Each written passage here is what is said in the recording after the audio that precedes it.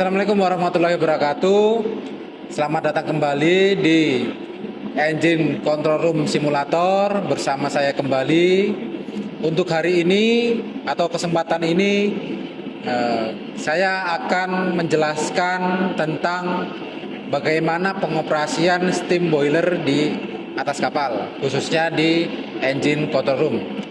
Di sini kita akan menjalankan steam boiler dan mengoperasikannya sehingga bisa bekerja dengan optimal. Ada berbagai langkah, yaitu langkah persiapan, setelah itu langkah pengoperasian. Sebelum itu, saya akan jelaskan dulu apa itu fungsi dari steam boiler di atas kapal. Ya. Perlu Anda ketahui atau siswa ketahui bahwa steam boiler di atas kapal terbagi menjadi dua. Ya. Dia bisa berperan sebagai main boiler system atau main boiler dan auxiliary boiler. Ya. Dari judulnya saja sudah diketahui bahwa main boiler berarti dia berperan utama dalam permesinan di atas kapal. Ya, jadi fungsinya itu sebagai penggerak mesin utama di atas kapal. Jadi ketika boiler tersebut berfungsi sebagai main boiler, maka steam yang dihasilkan akan digunakan sebagian besar untuk penggerak kapal seperti itu. Ya. Jadi ketika ada main boiler di situ berarti besar kemungkinannya untuk mesin penggerak utama itu bertenagakan steam atau uap bertekanan. Berbeda dengan auxiliary boiler. Kalau auxiliary boiler fungsinya untuk membantu pemanasan yang ada di kapal. Misalkan untuk bahan bakar yang berjenis HFO atau heavy fuel oil itu perlu dipanaskan dulu supaya bahan bakar tersebut dapat membakar atau dapat bekerja di mesin penggerak utama. Selanjutnya fungsinya itu untuk sebagai heater yang ada di akomodasi. Ya, kita ketahui bahwa di akomodasi ada fasilitas seperti air panas ataupun hal-hal lainnya yang bersifat dengan panas atau dengan suhu yang tinggi seperti itu. Ya, jadi itu adalah salah satu dari fungsi boiler. Maka dari itu sebagian besar kapal-kapal yang memiliki line atau memiliki alur yang jauh maka diwajibkan untuk memiliki mesin boiler seperti itu. Jadi kita akan memperagakan atau mempraktekkan bagaimana cara menyalakan atau mengoperasikan boiler dari boiler mati sampai dengan boiler bekerja dengan maksimal. Mari kita simak langkah-langkahnya.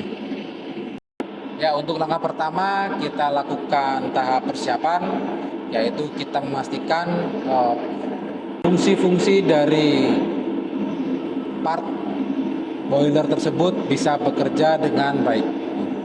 Kita langsung menuju ke panel di sini. Ya, kita klik MSB.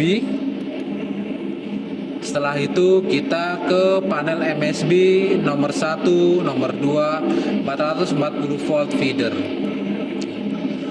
Di sini adalah berbagai switch yang ada di engine room ya. Di sini ada local group starter sampai dengan number 9 local group starter panel dan lain sebagainya. Intinya di sini adalah kumpulan dari switch untuk mengatur listrik supaya masuk ke sistem-sistem berikut. Kita cari untuk yang boiler. Ya, di sini ada aux boiler atau auxiliary boiler power panel. Ya, berarti untuk switch ini dia mewakili dari power yang mengalir ke sistem di boiler. Kita harus dinyalakan. Di sini ada hijau. Kita tahan pencet. Oke. Di sini artinya sudah menyala. Kita lanjut ke sesi nomor 2. Oke, kita lanjut ke tahapan nomor 2. kita masuk ke menu MSB. Setelah itu MSB nomor 1 per 1 GSP ya. Di sini ada berbagai macam bagian. Yang kita butuhkan adalah yang pertama, kita nyalakan dulu nomor 1 boiler water sirkulasi pump ya, kita nyalakan dengan klik start di sini. Oke. Ada tandanya di sini hijau, berarti dia sedang berputar atau sedang bekerja. Setelah itu kita nyalakan nomor 1 condensate water pump. Jadi kita menyalakan pompa untuk mengalirkan air kondensasi di sini ya ke dalam boiler. Ya. Kita nyalakan. Oke, setelah itu kita masuk di sini ada switch MSB dan CMS. Ya, di CMS ini ya kita di switchkan ke sini. Oke. Oke, setelah itu kita ke bawah ya. Kita ke bawah. Di sini kita nyalakan nomor 1 vacuum condenser atau condensate CSV pump ya di sini. Di sini kita nyalakan. Oke, setelah dinyalakan kita tidak lupa untuk mengatur switchnya ke CMS. Ya. Setelah itu kita masuk ke MSB kembali, ke MSB nomor 1 per 2 GSP. Setelah itu kita masuk ke nomor 1 auxiliary boiler feed water pump ya. Ini pompa untuk feed water, kita nyalakan. Oke, itu adalah tahapan nomor 2. Kita lanjut ke tahapan nomor 3. Untuk langkah selanjutnya yaitu kita menuju ke CMS. Di sini ada menu CMS. Oke. Menu CMS, setelah itu kita ke auxiliary boiler freshwater system, yaitu kita melihat dulu peredaran untuk air tawarnya. Ya.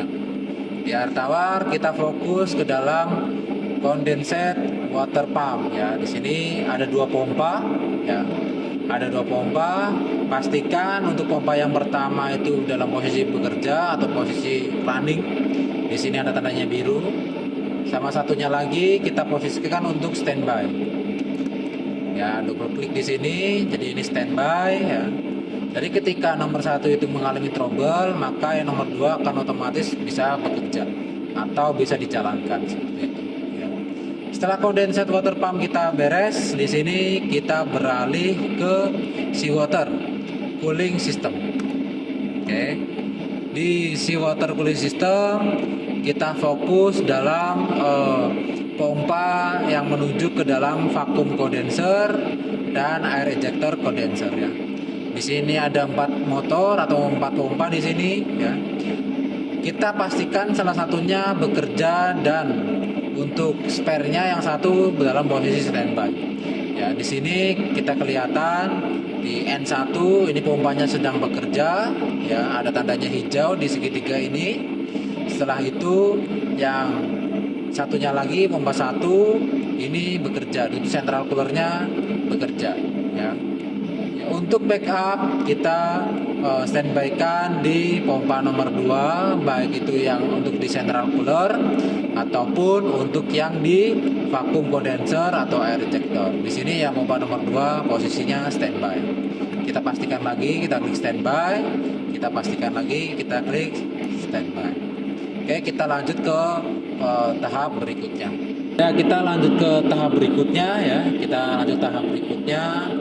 Setelah semuanya jalan di sini, kita menuju ke sistem. Setelah itu ke boiler, feed water, dan condensate system. Oke, di sini kita bisa lihat ya. Di sini gas economizer berjalan. Setelah itu di sini juga sudah ada tekanan dari steamnya. Ini tekanan dari steam. Ya. Setelah itu kita buka di bagian main valve ya. Di main valve kita buka, di sini ada 2 ya, ada 2 di sini. Ya, kita buka main valve. Sebelum itu kita juga bisa diisi dulu di sini. Kita buka sedikit. ya, sedikit-sedikit karena itu steam ya. 30%, kita lihat dulu. Kita lihat dari sini, kita lihat ini kita tetapkan buka ya, kita buka di sini.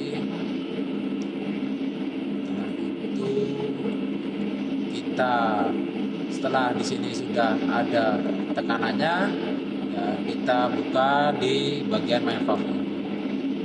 Buka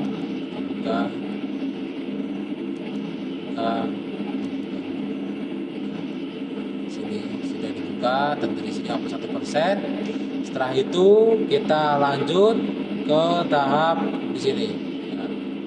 Kita lanjut ke supply untuk steam bahan bakar, yaitu untuk memanaskan bahan bakar yang ada di kapal. Kita buka, ini posisi sudah terbuka ya, sudah terbuka, ini tertutup, ini terbuka. Setelah itu di sini sudah ada berbagai valve yang terbuka untuk memanaskan bahan bakar. Kita buka semua. Ini untuk valve standby di sini. Nah, standby ketika valve utamanya tidak bisa bekerja, maka ini bisa bekerja secara otomatis seperti ini. Ya, itu adalah pengaturan bahan bakar atau pengaturan boiler, pengoperasian boiler dari boiler mati sampai dengan boiler bekerja dan bisa dioperasikan. Itu adalah skenario yang bisa kita pahami bersama bagaimana cara pengoperasian boiler di atas kapal. Sekian untuk skenario yang ini, untuk skenario boiler. Terima kasih. Wassalamualaikum warahmatullahi wabarakatuh.